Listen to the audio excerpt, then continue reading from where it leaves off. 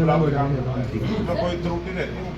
Sir जी BJP जो है युवा जो अभियान चला रही है, गांव-गांव जा रही है, 2029 की तैयारी वो कर रहे हैं। देखो, भारतीय जनता पार्टी एक चुनाव को पूरा करती है, दूसरे चुनाव में लग जाती है और हमारी ये प्रक्रिया है। हम 2029 के चुनाव की तैयारी में लगे हैं।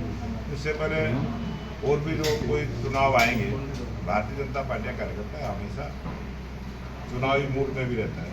हम उसी प्रकार काम करते हैं। दूसरी पार्टी क्या करती है क्या नहीं करती है उसका जवाब तो जनता देगी। वो जिस प्रकार की सोच के साथ काम करते हैं।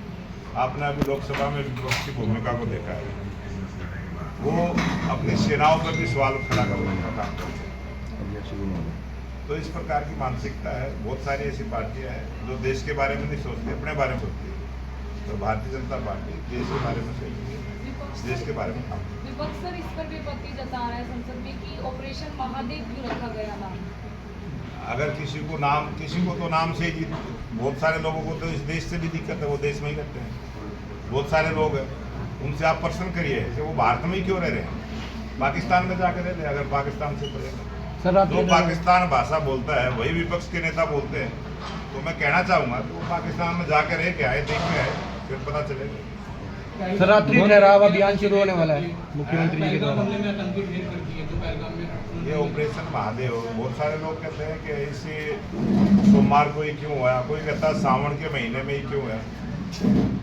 या तो फिर जो विपक्ष के लोग बोलते हैं वो बताएं, वो आतंकवादियों से मिले हुए हैं क्या, उनको पता है क्या। विपक्ष तो ये भी कहता है कोई सत्र चला हुआ है उसी के दौरान क्यों हुआ। अब ये इस प्रकार की, ये तो आप सब पत्रकार मीडिया के साथी हैं, आप भी जनता से डिस्कस करिए।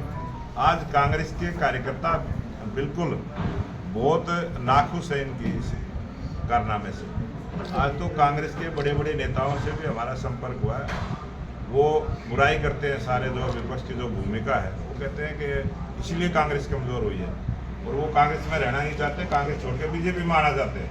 इस प्रकार का वातावरण सर, भाजपा संगठन में बड़ा देखा जा रहा है कि जो पुराने से पुराना कार्यकर्ता उसको जिम्मेदारी दी जा रही है, उसको भी घर से बाहर निकाला जा रहा है ताकि वो भी अपनी जिम्मेदारी से काम आगे कर सके।